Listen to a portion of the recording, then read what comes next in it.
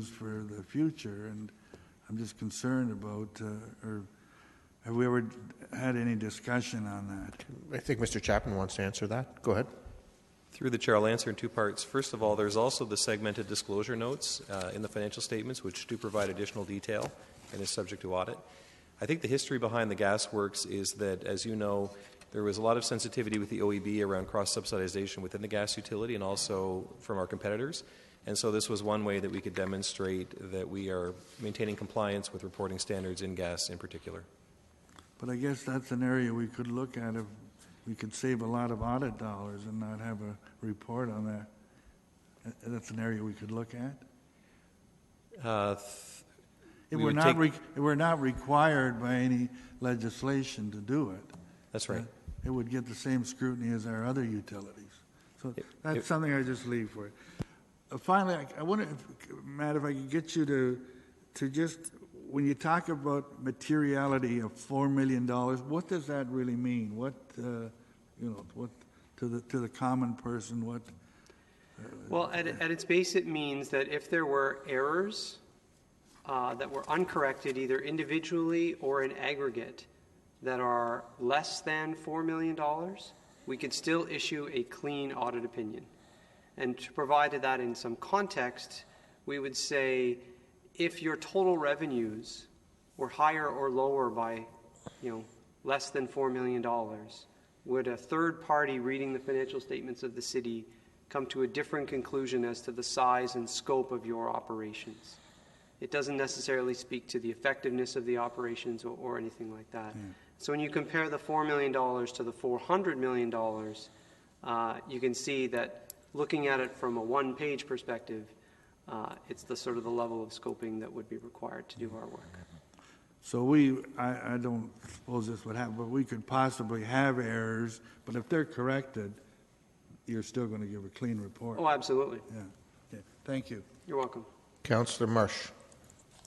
Thank you. I apologize if you may have covered this before I walked in. I'm just wondering about the, on page 15, in your executive summary, you mention accounting standards for contaminated sites, and I'm just wondering if you can elaborate on what your activities are related to contaminated sites. Is it the ones that are potentially owned by the city, or, yeah? Sure thing. So last year, a new standard was brought into play that required the city to identify which sites it owned that were contaminated, and a series of other checks to determine whether or not a liability had to be recorded on the financial statements.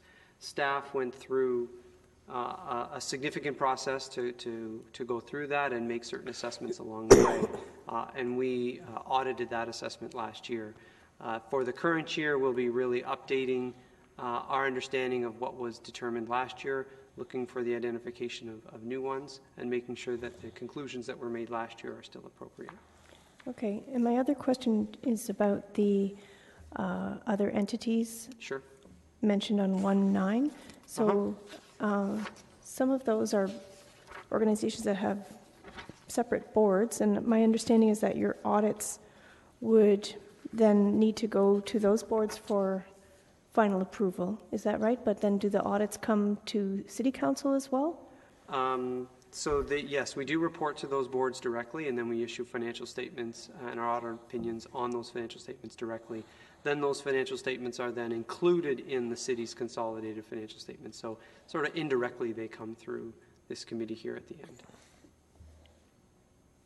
end. Okay. And then they're included in the overall financial statement package that gets published.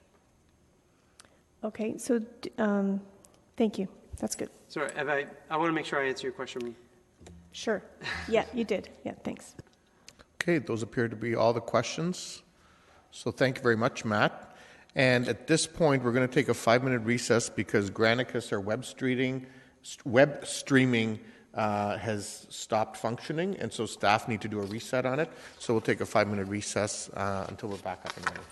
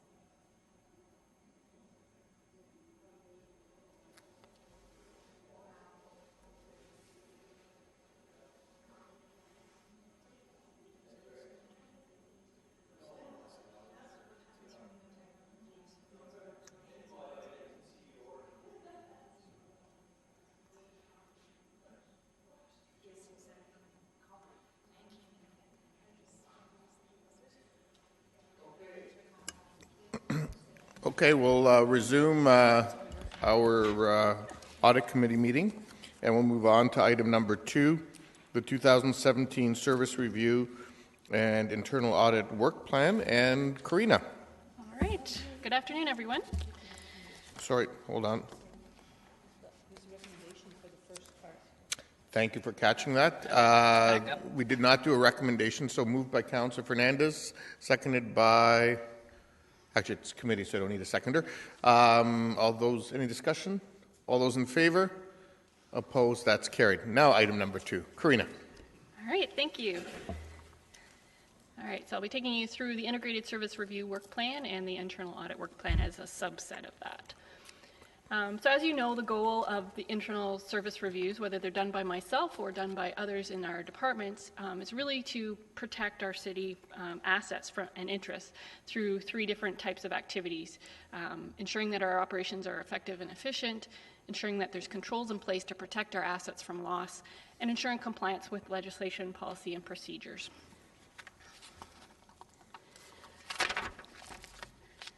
So our work plan process should not be new to you at this point. We did talk a little bit about it at the September Audit Committee meeting, and at that time I had shared with you the revised risk assessment that we had done for the corporation, which flows into this work plan process. That revised list of risks helped us to prioritize all the services for review based on their risk, their expense budget, and the date of last review. So the way that we put together our work plan starts with that list. We then factored in the council priorities that you had articulated to us last time in September, as well as corporate priorities. Just to point out to you as well that this really allows us to have a ongoing and consistent program of work where we can ensure that we are covering all of the services at the city over roughly a 6-year time frame.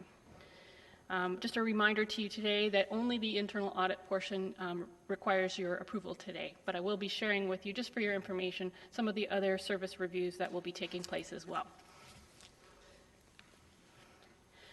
So this slide shows the priorities that you had brought forward at the September Audit Committee meeting. The ones with check marks next to them are ones that we were able to accommodate into our work plan in 2017. The ones without check marks, I will explain as we go through the work plan why those specific things were not included. So this is page 1 of the internal audit work plan, which you'll be asking for your approval at the end of this. The first part is service reviews that will be undertaken. The first one is revenue. It's actually continued over from this year. I just put it on there so that it shows that it is taking up resources to do that. The next one is engineering, and that was the value for money audit requested by council related to the use of consultants and making sure that we're not duplicating roles that city staff are performing. The next is a process and capacity review of the administration section within fire. Then we have a workload and capacity review of bylaw, specifically the property standards section, which was requested by council. And then the last 3 on the list are relating to the items that we were not able to accommodate specifically. So I'll talk about operations first and foremost. So you had requested an overall review of operations, the entire division, as well as a specific review on park open space and their service delivery model.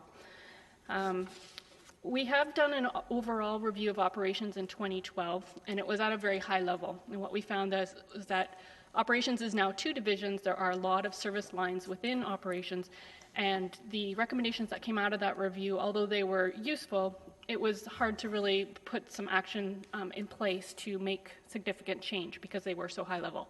So we've decided that going forward with operations, we need to make these reviews very specific to the line of business within operations rather than trying to do the entire division at once. Having said that, we felt that the 2 that we have listed here, aggregates and winter maintenance, were of a higher priority than park open space at this time. The aggregates review will be looking at the value for money of the process that we currently have in place to handle our aggregates, and the winter maintenance will be a process review. We're actually starting this year to gather information in terms of how we do winter maintenance now in order to feed into the review that will take place over the summer months to inform next year's winter season. And then the final review is the Kitchener Utilities, Water and Gas. So again, this was one that was requested by Council to do more of a roles clarification, making sure that we don't have duplication of work. That's not to say that we won't get to that at some point. But again, Kitchener Utilities is another very large division with a lot of working parts within it. What we want to do first is a risk assessment, which will help us pinpoint where the areas of highest need are. And this will take place at the latter part of the year, so in about October-November timeframe, and that will help inform what will come on the 2018 work plan, which will definitely have some reviews related to Kitchener Utilities. The second page of my work plan continues on with controls audits. The first one being this is cybersecurity audit in IT, which was one that was both high on the priority list as well as being a council priority. This will be a risk assessment and controls testing done by a third party to assess our vulnerabilities. Do my biannual petty cash compliance audit, and then SAP user profiles. This will be a separation of duties analysis, and this is a review that came out of the accounting review that I did earlier this year. It's really just to ensure that our user profiles are set up in such a way that we don't have any separation of duties conflicts. And then recurring internal audit activity, we have our annual physical inventory, which I will be sharing with you later this afternoon, and then any confidential investigations that are required. Before I get your approval on that plan, I'll just share one more slide with you, which just covers the rest of the service review work plan. So the service review work plan includes everything that's on my plate, as well as other reviews that are being done without my assistance. And there's 3 that fall into that category. The first one is related to the neighborhood strategy. There will be at least 2 priority red tape focus areas. So these will be process reviews where we're looking at how can we make processes simpler for citizens to navigate. And they could cross all 3 departments. The next 2 reviews are within HR. There will be a process and capacity review of the Benefits and Pensions Administration, and a service delivery and process review of recruiting. This is phase 3 of this review, and it will focus in on internships and co-op placements. So before we get to approval, are there any questions on the work plan? There are. Councillor Fernandez. Yeah, so Karina, the one about the SAP, the user profiles, we've only had SAP working for us for a couple of years. Is that correct? I believe it was 2008 since we've had SAP. Oh, so 8 years already. Okay. So when you're saying the separation of duties, what do you mean by that? So if you set up a user in the system, you can give them access to certain tasks that they can perform within SAP. It was brought to our attention in the accounting review that there are some people that may have more access than they actually need. And there are standards in terms of if you're able to do one particular task, you shouldn't be able to do another one in order to protect against fraud.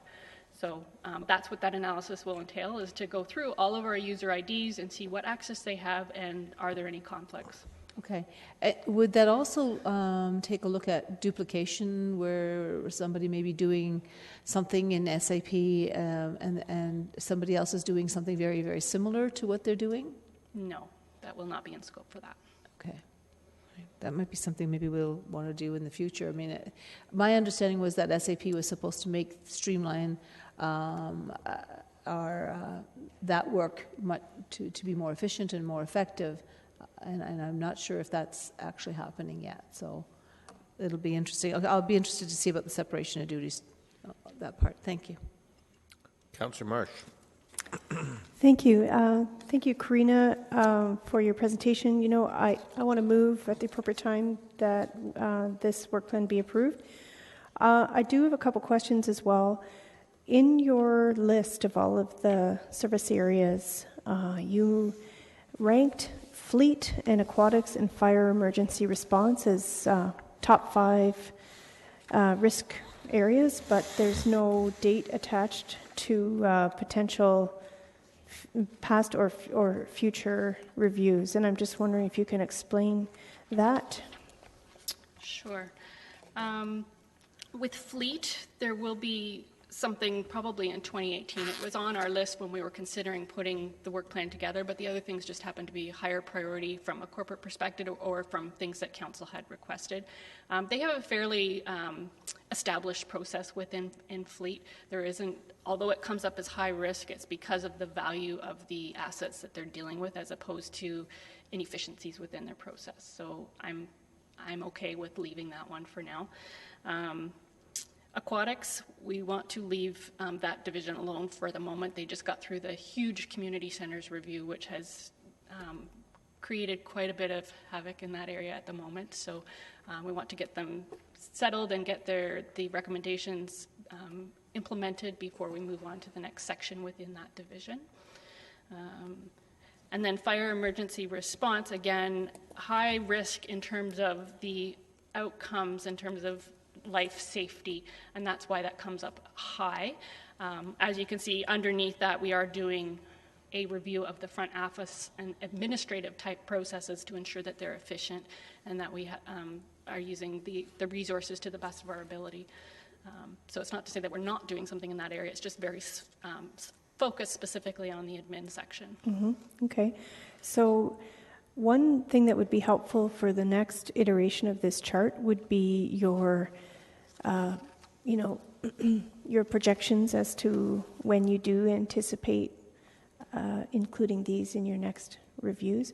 And also, you've differentiated pretty clearly to us that you just are seeking approval for the internal audit work, but not for the service review work. But it's not clear to me in this list which is which. So maybe if they're kind of mixed in there for future, it'd be good to know what is not included in scope of your internal audit and what is, if you think that's useful. Sure.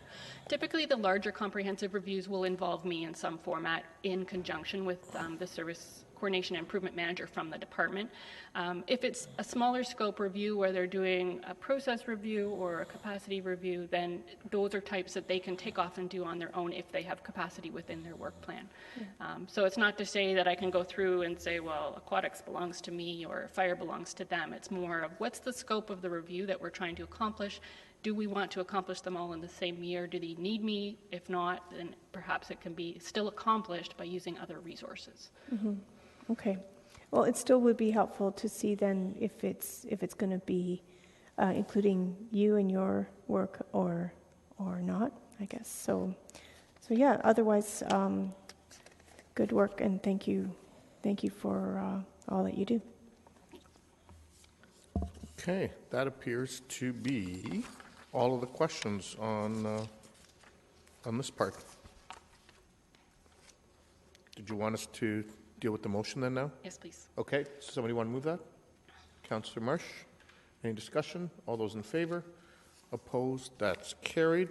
We'll move on then to the status reports, the fourth quarter audit status report, item number 3 on the agenda. And back to you, Karina. All right. So there are 3 audits that I'm going to be covering in the status report today, and they include the physical inventory, which is account verification, a controls review of capital balances, and the value for money of the Welcome Center. And I'll note that the capital balances and the Welcome Center were both reviews that were requested by Council last year. Also in progress at this time is the comprehensive audit of revenue. As I mentioned, it will spill over into next year. So the first one I'll talk about is physical inventory. So this review is conducted every year by myself and one staff from accounting. So this year it was Becky Hamilton came out to help me out. What we did is we're basically verifying based on a sample that we count what staff have already counted in the full inventory count. We do this through taking a number of samples. The first is the top 40 total value, top 40 unit values. So we compare what we've got on our list to what we count in the field. And then we do 30 random locations where we go into the warehouse and pick them and then compare them back to what is in the system.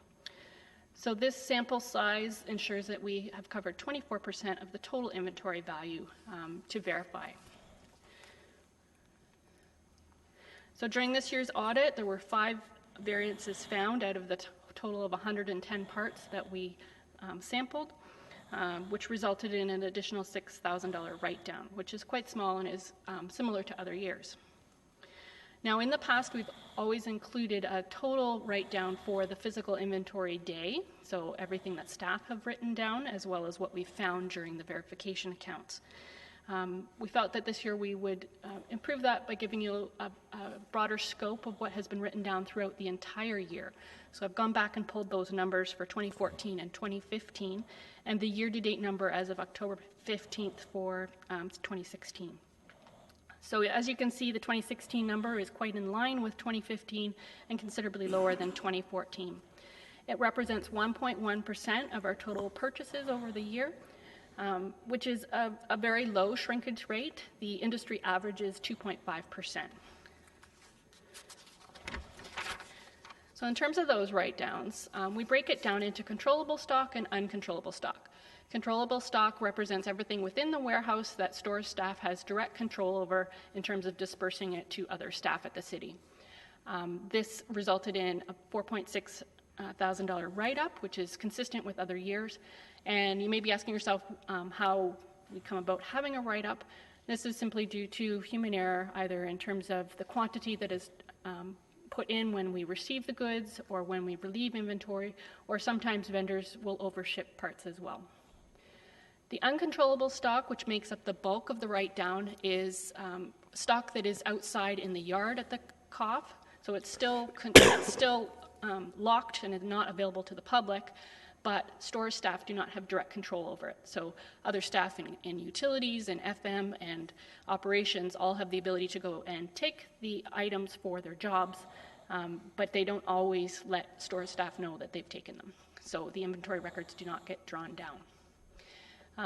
We've broken those down into material categories. The main three of those include the non-asphalt road building material, which is the bulk of it, about $50,000. Road maintenance supplies, which includes road salt of $10,000, and sign shop raw materials of $8,000. Both the controllable stock and uncontrollable stock write-downs are considered to be minimal, and I am deeming the process to be in control. Are there any questions on that audit? Councillor Gazzola. Oops, just 1 second. Just hang on. Go ahead, Councillor Gazzola. You had a list of the $65,000 in differences. And there was one that was for $50,000. What was that? Can you just give a little more detail on it? So that's the non-asphalt road building materials. So I'm not exactly sure all the different types of aggregates that fall into that, but they're the piles of stone and Give me some ideas of what it would be. So the sand, the gravel, things like that. So the operations staff will come in and take some and put it in a dump truck. They may not either measure it correctly, or they may not even tell store staff that they've taken it. So that is a large percentage of the total write-downs. It seemed to jump right out. I mean, 50,000, and all the others were just. Is there anything we can do to? And it probably is due to miscalculation or misreporting. Is there anything we can do to tighten that up? Yes, I believe that store staff, now that they have a new supervisor on board, will be looking at that process to utilize the waste scale and to put in a process where staff need to report into stores to let them know how much they are taking. Okay, so will you follow up with that down the road to see if there has been? Okay. Yep. Thank you. Okay, that appears to be all the questions. All right. So the second audit is the capital balances audit, which, as I said, was one that was requested by council. So in terms of overview, capital balances have always been reviewed as part of the capital budget process. But council had asked for a little bit more transparency and a little bit more detail of what those capital balances entailed and whether any of them could be closed out. So back in 2014, the Financial Planning Division had put in a new process. And what this process entailed was requiring the account owners to submit a work plan for their balances to say how they would be spent and a timetable of when they would be spent. they also then compared at the end of the year what their ending balance was compared to their forecast that they had submitted with their work plan. So this process really helped to hold business units accountable. It helped identify any account balances that could be closed out, and it provides transparency to council. So the objective of my review was really to step into that process and do one piece of it, just to provide that third-party objectivity, and to assess the accuracy of the 2015 capital forecast. So simply what I did was compare the ending balance for 2015 to the forecast that was submitted by account owners, and then I broke those into categories in terms of different ranges of accuracy. I then also looked at what was submitted for 2016 for this most recent budget year, just to compare to 2015 in terms of what was submitted. So I'm going to walk you through this next visual. I'll start at the left side and go towards the right. These are the categories that I broke all of the accounts into. And I did look at every single account in the capital forecast as well. The first category represents 26%, and these were ones that their balance was less than $10,000. So I deemed that these were immaterial to my analysis, and I didn't look at them further. The next category, which represents 31%, these included accounts where it wasn't forecast was not required, and they typically were general provision type of accounts where there are unknown possible expenses. An example of this is the general capital contingency account. Or they were accounts that were for projects where the amount is known, but the timing is not. So it wouldn't make sense to have a work plan around that. The rest of the accounts were ones that should have a forecast in place. And we'll start with the first one, which was 3%. And these were accounts where the actual balance at the end of the year was less than the forecast by more than $10,000. So they ended up spending much more than they had anticipated. The next category is 9%, and these represent accounts that were within their forecast by $10,000 plus or minus. So those are pretty accurate, those ones. The next category is 14%, and these represent accounts where their ending balance was more than the forecast by between $10,000 and $100,000. And then the last category of ones with forecast was 4%, and these represent ones where their ending balance was greater than the forecast by more than $100,000. And then the final category there at the very end there is 13%, and these were accounts where I felt that they should have a forecast, but that they hadn't, the business owners had not provided one during that year. So if I look at this overall, given that there's 13% of accounts that didn't have work plans, I then went to look at the 2016 submissions to see had this improved, and I'm happy to report that this has decreased to only 3%. So most of the accounts did provide work plans. And only 4% of the accounts were off in their forecast by more than $100,000. So that gives me great assurance that the forecasted year-end balances are correct. So my conclusions out of this review is that financial planning has a sound process in place to hold business units accountable and to provide transparency to council. As I said, that the number of forecasts has already improved, the detail being provided. I think you were all provided more detail in your budget packages this year in terms of what each account was for. And I believe that the forecast accuracy will also improve over time as staff get used to this. This is the third year that we've done it now, and I think it's getting better all the time. So my only recommendation in this review is that for financial planning to continue with this process, including making sure to follow up where their forecasts were not provided to make sure that we get them, following up with ones that are perpetually inaccurate by large amounts, and then closing out any unneeded balances as we have done in the past. Are there any questions on this review? There are. Councillor Fernandez. Thanks, Karina. This is kind of one of those things that I worry about if we're saying we have, these leftover balances. There's always that concern that if we don't use it, we're going to lose it. And with a forecast, does that not help us keep within a certain boundaries of that the amount of money that's allocated for that business component in the city? The forecasts that are provided tell us what the balance will be used for and the timing of it. So it may be a project that is spanning over 3 years, and it will tell you in each of the 3 years what is expected to be spent. So that helps determine if we're not going to use it, if there's no plan in place, can we close it out? Right. So if there's, there are certain projects, and I'm right off the top of my head, I'm thinking about all of our engineering projects and our road projects, and we've had some fairly favorable tenders this year. So I'm hoping we'll see some some balances that were closed out. But are we maybe being too conservative in our allocations for funds for those projects in anticipation that the tenders will be higher and that we'll need that money? Or have you been finding through this review that we're close enough? I think that was what my findings showed, is that there was only a small percentage that were more than 100,000 out with their forecasts, and that there was a good percentage that were close. Okay. So the ones that, and I just want to make sure that number 7, it said you did not require a forecast. Is that the general provision account?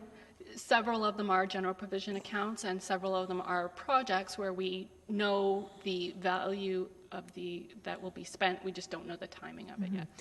So is it possible for you to break out how many, because you said here it's 128 of those accounts. What percentage or how many of those would be general provision accounts?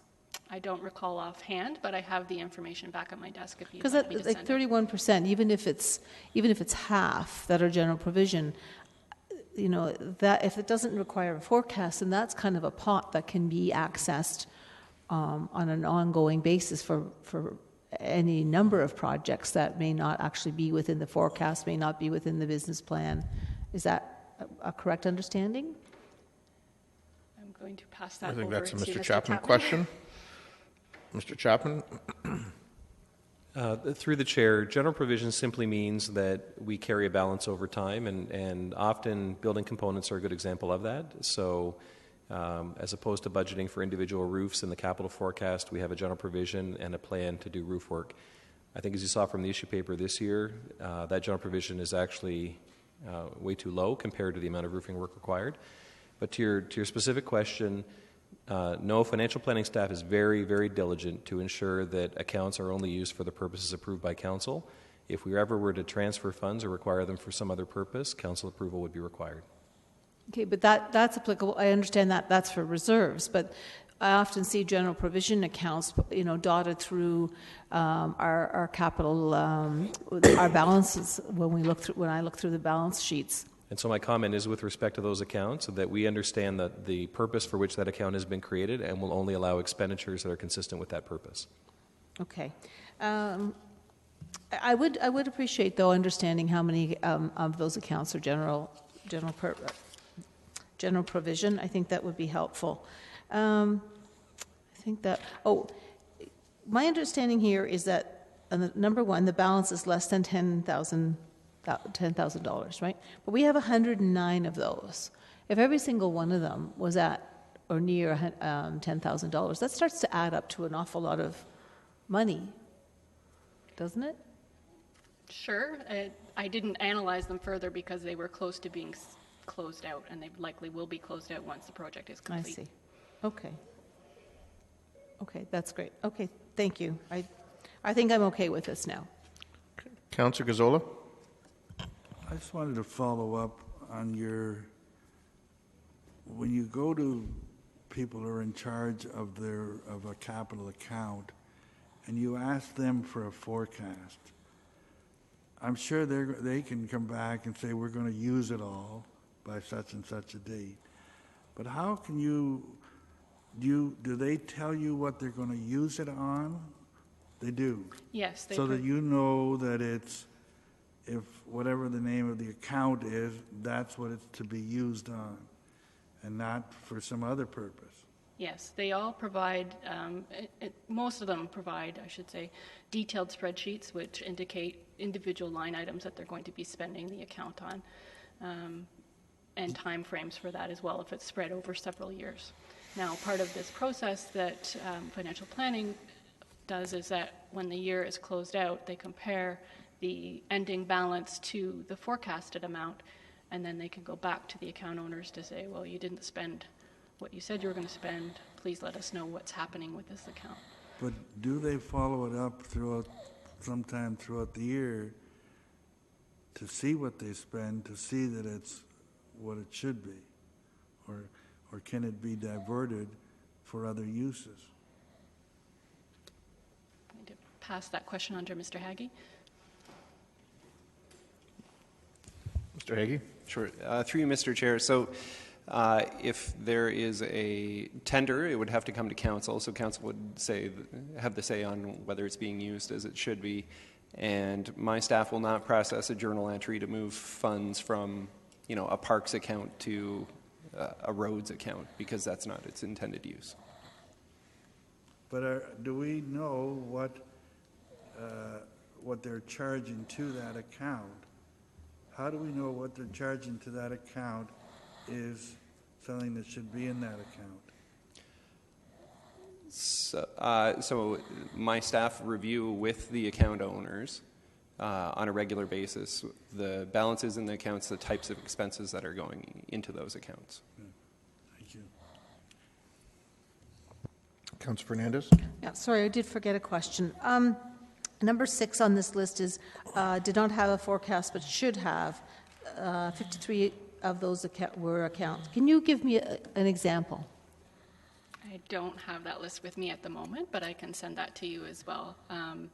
They were ones that were not a general provision account, and they were ones based on the description that was there that did not appear to be projects that were known amounts but unknown timing. I discussed it with Mr. Haggie, and we went through to make that determination of which ones we thought should have a plan. And as I mentioned, that has improved for 2016, and that only 3% did not provide a plan as requested. Okay. So is our hope that by 2018 budget that we should have an even better understanding of what these accounts are and which one? I mean, I think we're seeing some closing out sooner. Some, of course, it just takes a little bit longer by the time the project is done. But our hope is that we'll have a much clearer, so those pages and pages and pages of existing balances will be pretty minimal. Mr. Haggie, you want to jump in on that one? Sure. So we don't expect that the number of projects is going to get considerably smaller. A lot of them are general provision accounts that have funding going into them year after year. The standalone projects would be started and completed, but when you think of the roads projects, we would finish one road, but we're bringing in new roads. So, of course, there will be a churn through those. But I don't anticipate that the listing of projects is actually going to get smaller. You would see that the balances themselves would get smaller over time. And to your first question about types of projects, in a really general sense, I can say a lot of them had to do with there was staff turnover in some areas. So I think from 2015 there would have been some of the operations ones may not have had as detailed work plans because of the senior staff that had left, and other people that were filling in those roles already, doing 2 or 3 jobs, and didn't have a whole lot of time to meet our deadlines as far as providing a detailed work plan. They were still able to provide comments and some assurance that they had a plan for it and were able to articulate it, just not in the format that we'd requested. Okay, thank you. Okay, that looks like all the questions. So do you want to move on to number 3, the Welcome Center audit? Yes. All right, so this again was one that was requested by Council last year, and the objective of it was simply to assess the cost benefit of maintaining a Welcome Center at City Hall. So in terms of what I did for this review, I had stakeholder interviews, which include as many of you as possible that could work into your schedules, interviewing the staff of the Welcome Center and management, economic development, security, and FM. I took a look at the historical reports in terms of the creation of City Hall and the design of the main floor, as well as historical reports related to the creation of the Welcome Center and its move to its current location. I reviewed the call and walk-in statistics, did a physical tour of the area, and reviewed the financial data. So So in terms of cost benefit, the costs are $73,000 per year to operate the Welcome Center. And this includes mostly the salary and benefits related to the one person who works there, as well as the associated costs of computer, phone, and miscellaneous charges. Typically, with a cost-benefit analysis as this, I would go into the fixed overhead costs as well in terms of heat, light, water, etc. of the space involved. However, because the Welcome Center is in an open location that spills into the rotunda, it's too difficult to separate out those costs. And if we decided not to have a Welcome Center, it's not something that we could forego those costs. So I've not included them in the analysis at this time. But the other cost is really the opportunity cost of that ground floor counter space that could be used for other purposes. In terms of benefits of actually having a Welcome Center, we've seen in our customer service strategy that citizens demand a number of different channels of interfacing with the public. This provides an opportunity for that face-to-face channel of having someone at City Hall that staff or that citizens can go to in terms of getting directions within City Hall, getting tourism information about our area, information related to city processes, as well as how to access other government services at other levels of government. The current service delivery model also provides phone and online services, so they act as one member of the call queue for the corporate contact center, and they answer all of the Ping Street and general inbox emails for the city. One benefit out of this service delivery model is that we do have business continuity support for the corporate contact center in that if the COF needed to be evacuated, we have seamless support for the call center. When scoping out this review, you had asked that I provide transaction volumes to get an idea of how many people were actually coming to the Welcome Center. In terms of in-person services, they average 430 people per month coming up to the counter, which equates to 21 per day.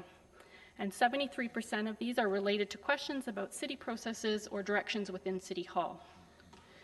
To contrast that, the security desk out front receives between 50 to 100 directional questions per day.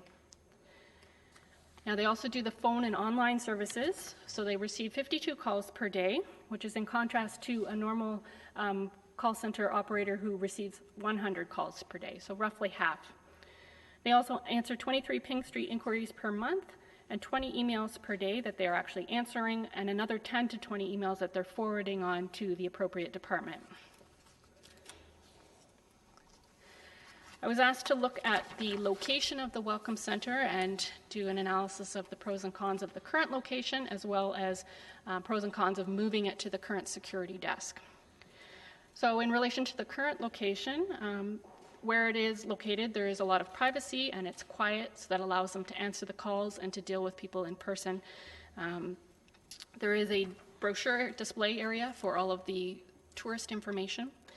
There's a natural queuing area, so you know where to go to stand to be the next person in line for service.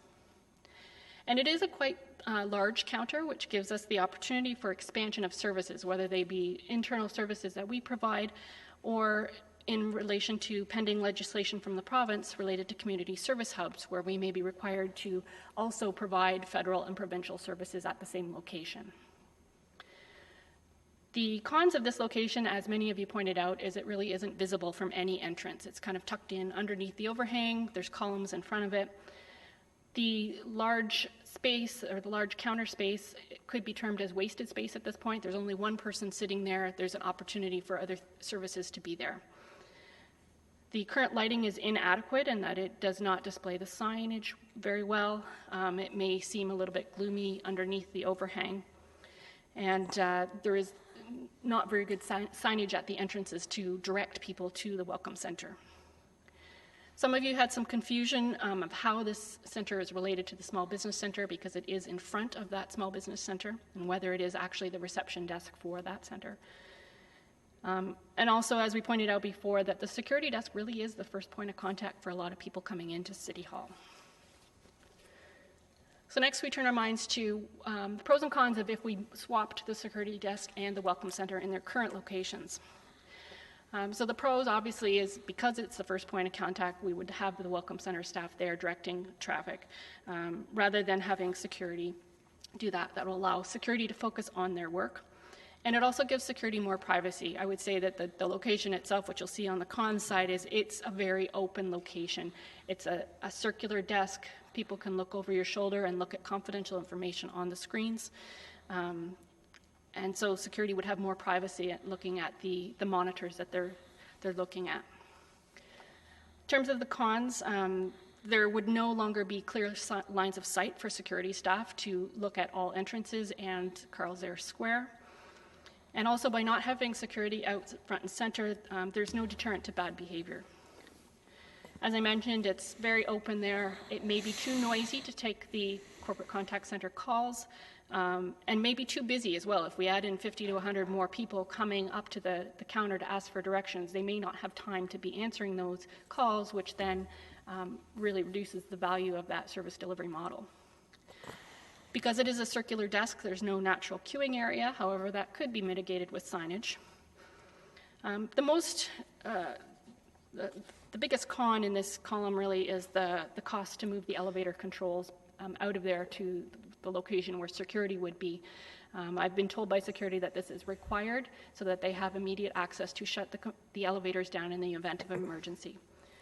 And also that there's no space to expand. So if we are legislated to put in the provincial and federal level government services, there is no space within that circle, and we would end up moving back to the other counter.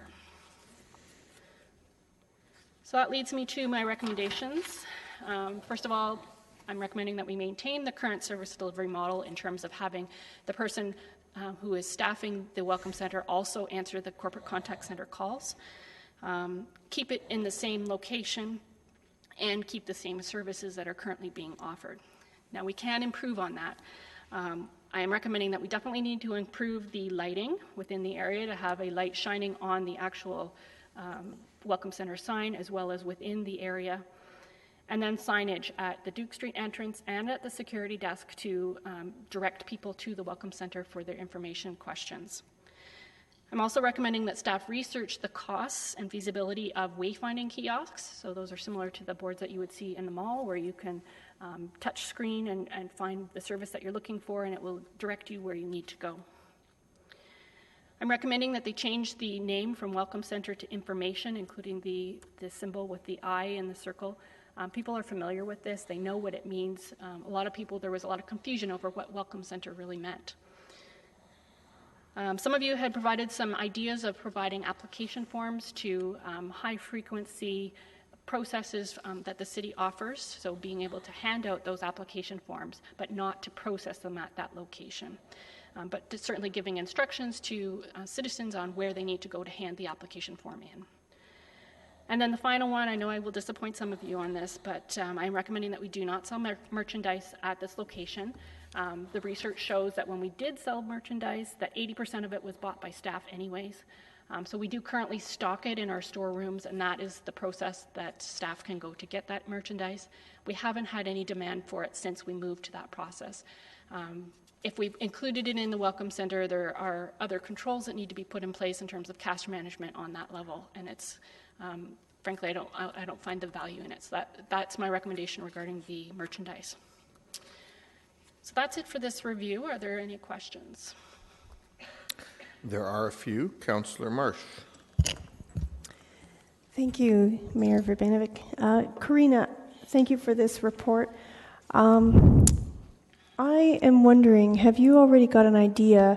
You know, one of the cons of not moving the Welcome Center to the security desk was because it would cost so much to rewire the elevator controls. But one of the recommendations here is to rewire, I assume, some lighting so that we could improve the lighting. Have you got a sense of how much that would cost? No, I haven't costed that out. Okay. I mean, if we had a sense of how much it would cost to add lights in that area, I'm wondering if that would be a similar cost, to the Even elevator. if it was, I would still recommend keeping it where it is for the simple fact of the possible expansion that we may be required to do under the legislation. And I just feel that you wouldn't be able to maintain that service delivery model of having the corporate contact center calls be answered out in the open. I think it would be too noisy and too busy. Yeah, that leads me to my other question. So the service delivery model that seems to be working well seems to be working well because the Welcome Center staff is so hidden away that not as many people find them. But if they were findable, then security could do their job better, and Welcome Center staff could actually welcome people better. And so I'm just wondering, in your opinion, do you think the service delivery model that has a person at City Hall connected to the contact center back end of the phone system, could that not be a staff person in a different location that's less public facing? I don't know. There are other staff whose job may be able to include answering the phones as well. The person that would need to do that needs to be someone that's trained on the corporate contact center. There's a lot that they need to answer. Right. And in terms of your comments, in terms of if we had better signage, would there be more people going to the Welcome Center initially? Probably. I think there's still always going to be some people that go to the security desk, regardless of signage, regardless of wayfinding kiosks. If we had the wayfinding kiosks, there may be some people that can help themselves, and they don't need either resource to find where they need to go. Mm-hmm. So I don't think that all those improvements would necessarily increase the volume so much so that they couldn't still take some calls. I think you'd still have the benefits of that service delivery model. Yeah, I can appreciate that the staff person really needs to be trained in a wide range, but I still, personally, I would very respectfully of your opinion. I respectfully disagree. That I think that the Welcome Center should be the front desk where the security is, but that's just my opinion. And I'm just wondering also, one last question is, if we go ahead with this touch screen, wayfinding kiosk, self-serve kiosk, could we include in our recommendation that some of the information there could include, a page on BIA member businesses that are local to City Hall, so that people coming into City Hall saying, oh, well, where should I go for lunch?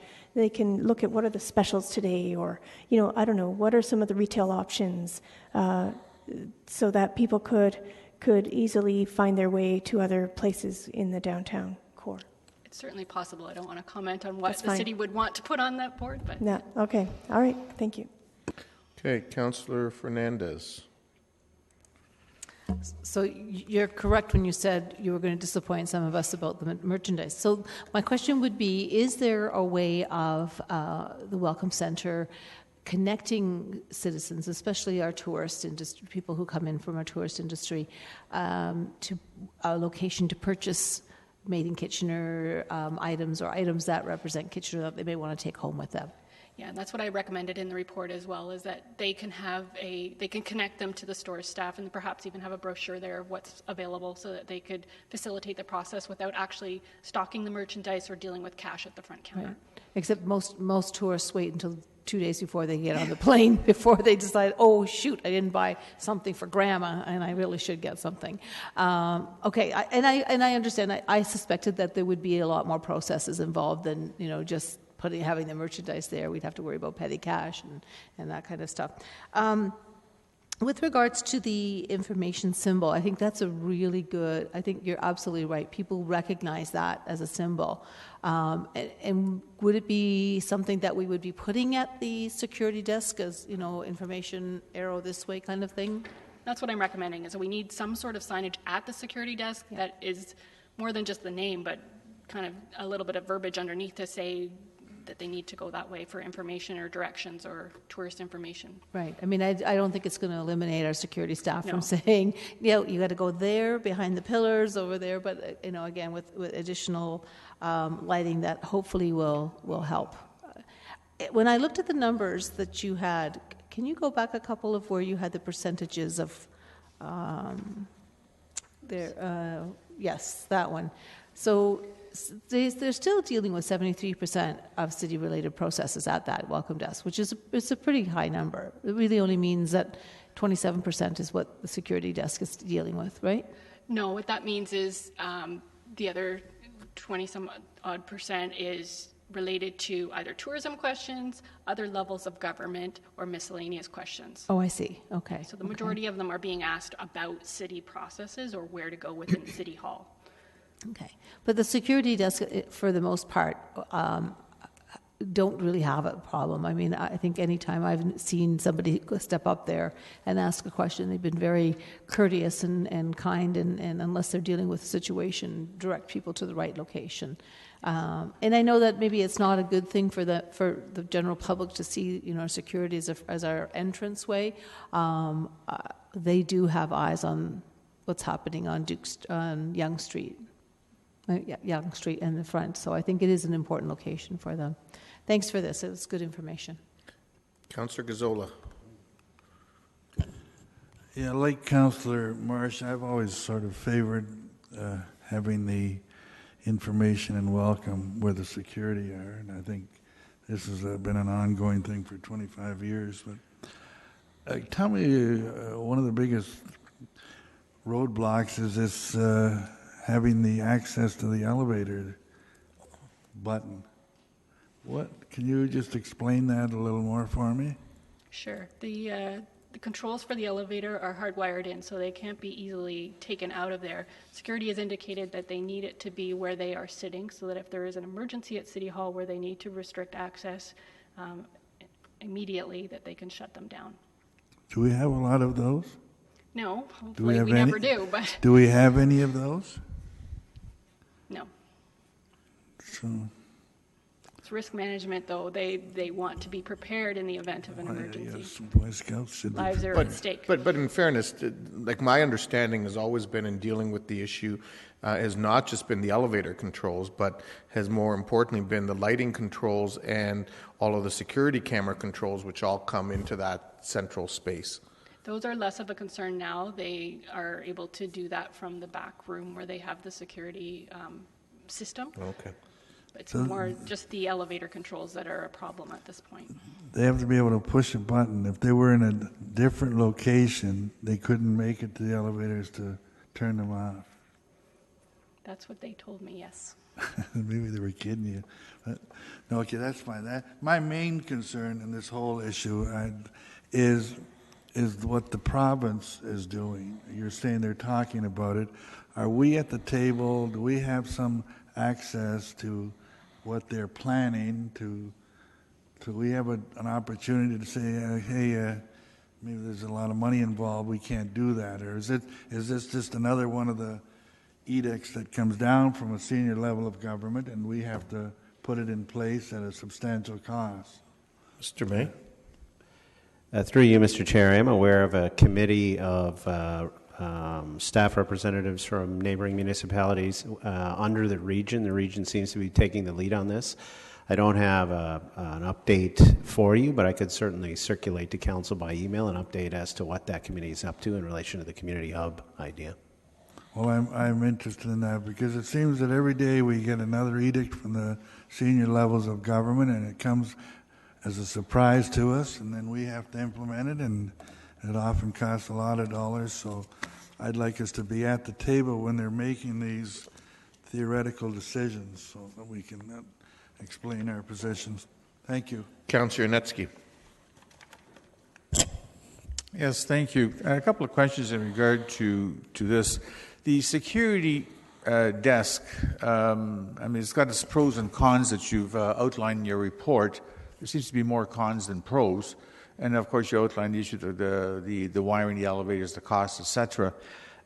Was there an alternative location considered just as a backup? For security, you mean, or for the Welcome Center? For security. Not that I'm aware of, no. So the analysis in this case was to swap the security with the Welcome Center where it currently is. That was probably the only two, I guess. Yeah, the Welcome Center would switch with security. That would be the thing. Yes. Now, originally, back in 2015, there was talk of moving revenue as well, so the revenue counter that's there, and swapping all three, but the cost was prohibitive for that. Okay, appreciate that.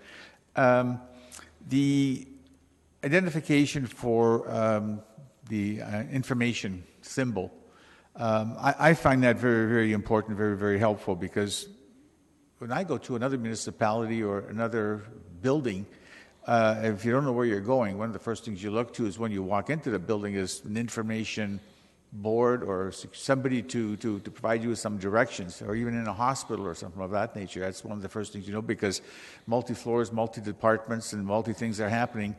You want to know where to go. So I think that's a key in terms of entrance, and I think that symbol would be excellent here to have it in the front entrance way, or even on the outside with an arrow pointing us to where to go, etc. I think would be good.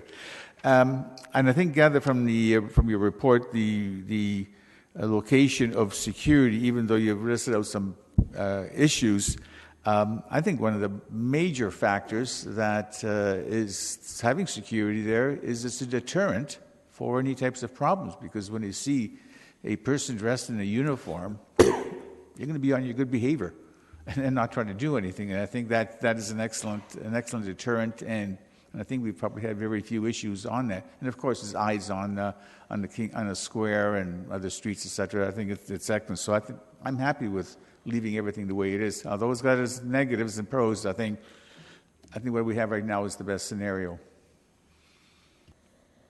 Councillor Ioannidis. Thank you, Mayor Urbanovic, and thanks, Karina, for your presentation. My question is in dealing with regards, why didn't we look at, for example, the location where security is in expanding that kiosk and combining the two services together? Because what I see all the time is I see security always being asked questions and all that stuff, and it just seems like a natural spot for a first point of contact for residents. Yes, and I believe when the Welcome Center was first created, when I went through the historical files, that was a consideration in terms to make two kind of half circles so that we could have a Welcome Center representative sitting side by side with security. Due to a number of factors that were brought up at the time in terms of the special events that happen out in the front there, and the construction costs that would be associated with creating a similar look and feel to that semicircle, it was decided at that time not to do that expansion. Okay.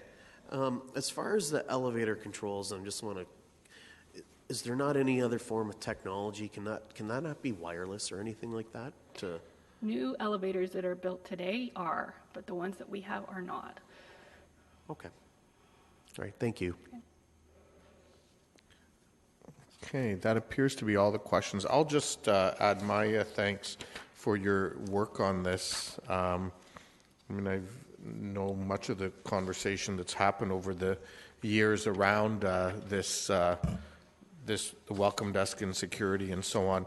And I think as the report ably points out, it finds the right balance between the cost of moving the center and some of the benefits associated with it being in its present location. I think there is value to, while it may make more sense to have a welcome center right there, I think there is value to having security there, and not just being there in an enforcement role, but rather also having the welcoming part of the job, which is important, and probably provides a sense of balance to their days. But I think more importantly, it also gives them a view onto the square and so on, which is important. I think the other piece around the notion of a place to sell stuff, and much like Councillor Fernandez, I was a big proponent of that way back when. But I think what we found was we can't keep up with the changes in what the market's looking for as retailers do. And one of the things that I know has been talked about, but we've never really sort of pursued, is sort of the licensing of City of Kitchener goods into retailers, and maybe that's something we could pursue in the future through some of the downtown and other retailers, as opposed to doing it on our own, because the reality was we weren't selling that much, and we had a lot of silver-plated coffee spoons that were hard to get rid of for a long time, because, as we all know, other than our grandmothers and a few others, there's not a lot of people collecting those items in the same way anymore as there once was. Councillor Davey, you had a question or a comment? Yeah, just a comment. I wasn't sure if there was going to be comments portion or not, but I just wanted to add my thanks, and I totally agree with the conclusions here. You touched upon most of the reasons, Mr. Mayor, and I think while a lot of us agree that having a welcome center right out there out front would be ideal, the reality is, like, the private sector would solve this problem, I see, with some better signage, and because all the alternatives are going to be far too costly to really end up saving people from walking a few steps to the left there. So I think, I believe it. I trust staff to be able to work that out in terms of the security desk answering those questions that are 5 seconds or less. Those people that actually go there that don't see the new signage that we put up, and if it's anything longer than that, then all they have to do is direct them to that welcome center. So I think it's a cost-effective solution, and thank you for that. Okay, that appears to be all of the questions on that part. So we'll now move. There's no recommendation required here, so we'll just move on to item number 4, the corporate risk profile. Sure. I'll try to be speedy. I know we're behind time. So yeah, so we can tighten it up as much as possible. Yeah. And just for everyone's benefit, I know the special council agenda has Planning and Development Advisory Committee issue first, and then Summer Games. But I'll actually be taking them in the reverse order, since the gallery's full of delegations for the second one, and we don't want to make you wait any longer than necessary. So we'll let you continue. Do you want me to present? I mean, if you are comfortable with just reading the report, I'm fine with that as well. Okay. People have any questions on that, or on the corporate risk profile?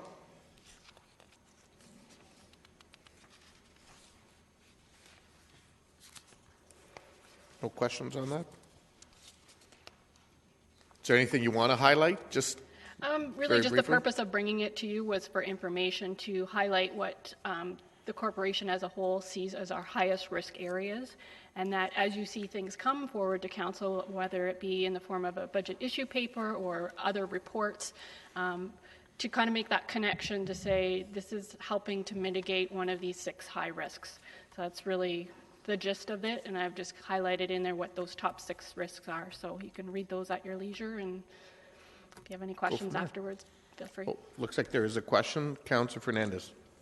Yeah, I'm glad you highlighted the cybersecurity breach, because we have been hearing a lot in the news about banks and even our federal government having security breaches.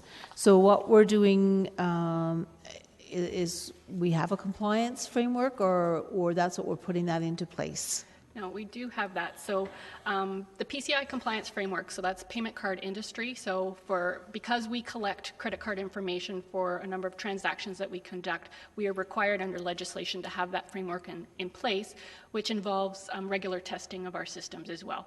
But that's only one piece of some of the critical infrastructure that we need to have security around. So the other part of it is the piece that was in my work plan, where we're getting a third party to come in and do a risk assessment of all the other pieces of IT infrastructure and doing some vulnerability testing to see whether we can be hacked. Okay, that's good. All right, thank you. Okay, that appears to be all of the questions.